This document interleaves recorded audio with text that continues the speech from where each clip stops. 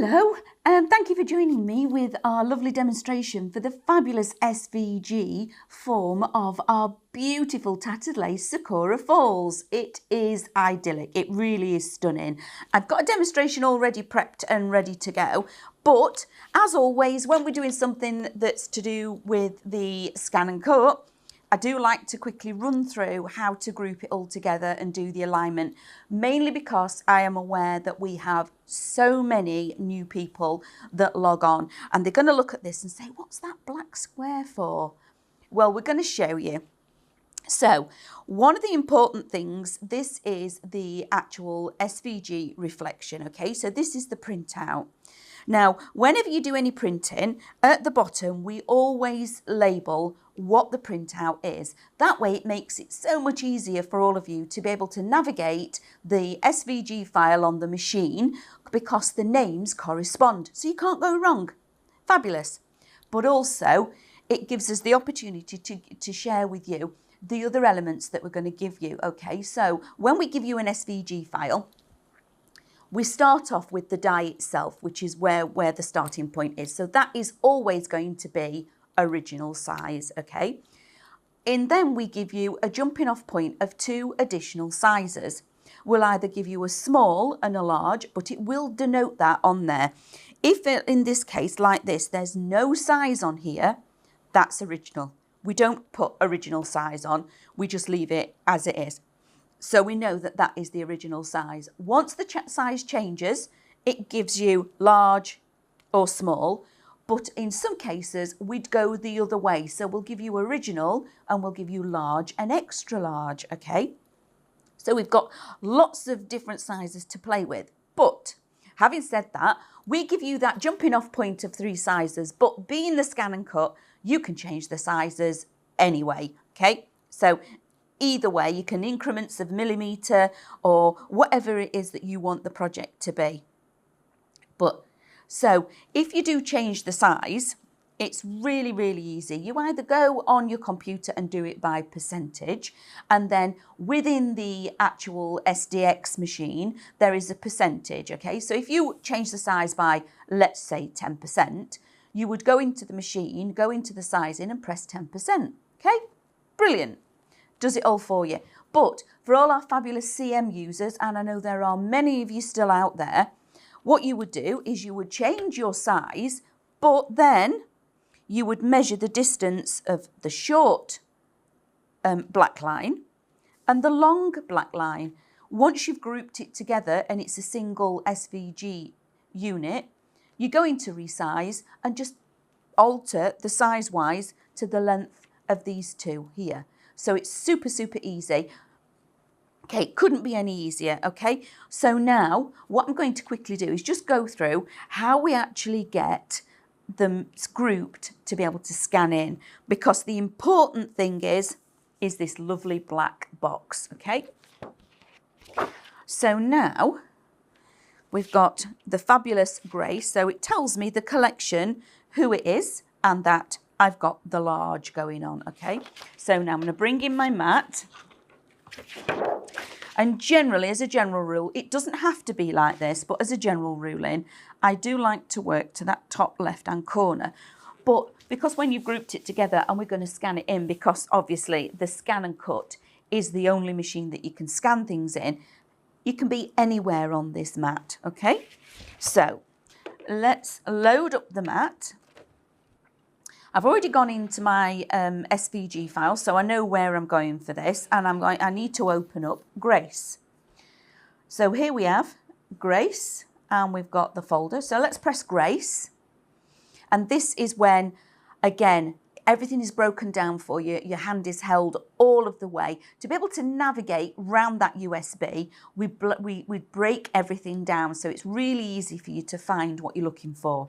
So here we've got our detail cuts. Now the detail cuts as if it's an original die. So all those cuts that you see in a die, all those lines and snippability places, that's what the detailed is. But it also makes a beautiful drawing file because it draws all of those lovely lines in. So it adds in shade and you can then see where to colour. It is a fabulous option to have. Then we've got our mats cuts. Now, when you see on a die, very, very often, in more or less 99.9% of the dies, there will be a matte layer, an outside line die. So you will see the main metal of the die, and then you will have an additional die that leaves a matte layer. That's exactly what this is. That's the matte cuts. And then finally, we have reflection, okay? So reflections and cuts. So this is where we need to go because we're working with our reflection. Click on there, opens up, and this again, broken down into files for you. So you're not having to scroll up and down and think, where's the large? Where's it, where's the decoupage element? It's all broken down. So we want the large. So we're going to click on large and it's broken down again. So here we have the reflection cuts. Over here, we've got reflection and it says DEC. Now that is the decoupage layer, okay? So we've done all of that work again for you. We've gone ahead, done all the snipping, done all the little bits and pieces, so you don't have to, okay?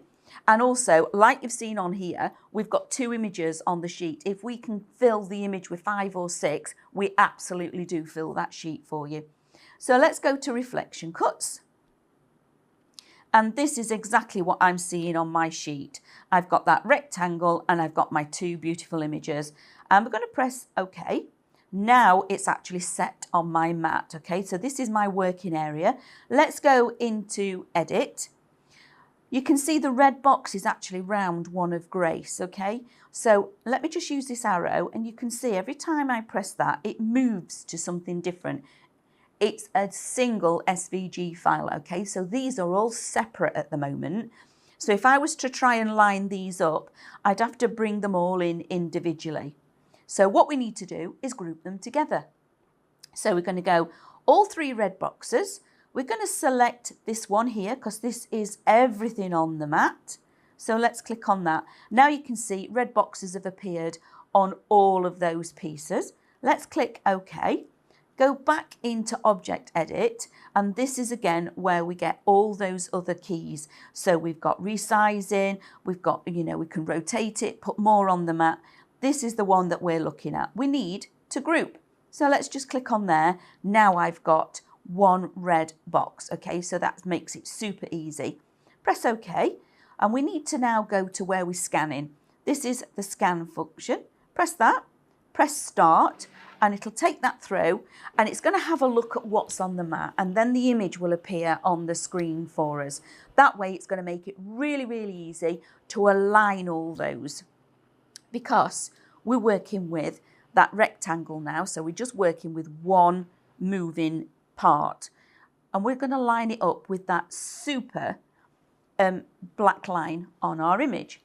So if I drop that down so it's nearly where it needs to be, and we're now going to zoom in. So let's go into Edit. First of all, there's my first magnifying glass. Let's click on there, and that's 200%, and it tells me down here, okay? Then if I magnify again, which is here, plus 200%, we've now magnified 400%, so we can really see where we're going with this box. I can now hold on to the actual SVG that we're working with, the actual file, and maneuver it kind of where I want it to be. And I'm not far off there, but these keys here, these 4 directional arrows, move that file around on the screen so I can be really precise. Okay, and then I'm just going to pop my glasses on. We're not far off. I think we're all right there. Really happy with that. Now down here we've got additional direction arrows. These are the ones that are going to allow us to move the screen so we see more of it. And if I look at that SVG file on Grace, I can see that that's absolutely where I need it to be. So I'm going to press OK, OK again, all the way through to please select and cut. Okay, and press Start. So I'm going to let Grace cut. So here we have our beautiful card that we're going to make. And let me just separate all these things out because you can see we've actually got decoupage pieces, okay? So we're going to be working with both images. So we've got the Sakura Falls here that's also got decoupage pieces. So everything's already been snipped into for us. So this is where the machine does all the work. Then we've got beautiful backing paper. And remember, when we do this now, you've not only got the SVG files, you've also got Minecraft Studio. So you can be doing some beautiful imagery to create your backing papers. So I have 2 pieces of card and I have some finger lift tape on here. And I'm just going to take all that away. Like so. And this is going to create my actual card blank. Already gone ahead and scored across there. So to make sure that that fits right. Okay. And then here we've got that score line. There we go. That's our card blank. Super easy. Then we have that beautiful image. And like I said, I think having Minecraft Studio with everything is just phenomenal. It really does open up that process of creating to make your own backing papers, etc., or your digital stamps or whatever else it is that you're going to be making. So this is going to sit on there like so. That's my backing background. Then look at this, we have that Tory gate. Now, here's where I've got to decide whether I'm having some of the imagery in front or behind, but I have both pieces. So this is going to sit behind. Already gone ahead and put tape on this, and this has got foam tape on to lift this one forward. And again, it's to have all those different mediums. And if you are looking for different mediums, if your medium of choice is finger lift tape or it is 3D glue gel, the pin flare, absolutely. If you pop across to highlightcrafts.com, that is where you're going to find some of your staples.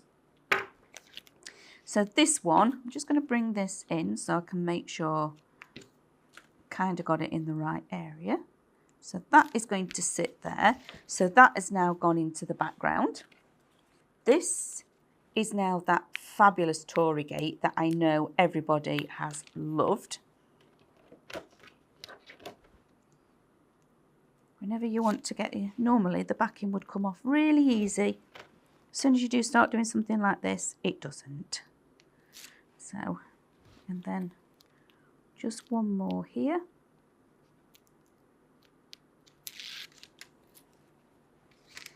We've used black foam on this one, again, because it helps with the actual hiding it. But look what happens when you use that fabulous foam tape on something like this. It creates a fabulous shadow. I'm hoping you're actually being able to see that quite well. So now I'm going to pop that just to one side for a second and build up the extra decoupage layers. So here we have our lovely Sakura Falls. So that is one side. And then this is our beautiful blossoms, etc. So that's that side. And while I'm doing the decoupage, I'm actually going to build up Grace. Now, let's go back to Grace, because Grace, we've cut Grace, haven't we? So let's unload the mat. Take away... Oops. Look, isn't that fabulous? There we are. There's our beautiful Grace. And she is absolutely amazing. How it's cut, precision cut, the artwork is phenomenal. And I know you're all loving the artwork on this one. So let's pop that mat to one side and finish building. So I've got a piece of Grace missing now. There she is. I've got her stuck under the mat. So let's take off, again, each layer of the decoupage, we've used foam pads or foam tape. So when you're doing your decoupage as well, it's really easy. It's just like a jigsaw puzzle. So we're looking for those items to line up with. Okay, like so. Okay, And before I put her on the next layer, I'm just going to put a little bit of shape, and I'm going to do the same on this lovely Grace. So take some of this away. That is now going to sit on top of this one. Sometimes it just takes a little bit of patience to make sure you've got them lined up. Now let's bring back in our actual card. So I have more foam tape. Again, every time you're adding foam tape to your imagery, you're actually adding depth and dimension. And I know that's something that we talk about quite a lot. We go over depth and dimension, but it does bring some of the images, when you're working with things like this, especially when they're this delicate and beautiful, really brings them to life. Now, I'll pop the blossom in. So, as you can see, I'm moving from one form of adhesive to another. So I'm using all my different mediums to build this card. Use my tweezers. So that is now going to lay in here, like so. Okay, so I've got my lovely blossom there. Pick this one up. This is now going to sit here, like so. So we've got some image behind and some image in front. And then finally, our beautiful Grace finishes off our card. She is going to sit to this side like so. Isn't she just wonderful? That is just a stunning card. It really is. The artwork and everything it's just a joy to work with. And when you've got something like the ScanNCut and you're able to weld pieces together to make card shape, it is just a dream. So if I turn that round, there we go. That's our fabulous Sakura Falls demo. Thank you very much for joining me. Come along next time to see what we're up to, and we'll see you all again soon. Goodbye. If you want to see more from Highlight Crafts, make sure you click the like button. Subscribe by clicking the subscribe button below, and click the bell icon to receive notifications of all of our future content. You can also click here to see our latest video, or click here to see more videos like this one.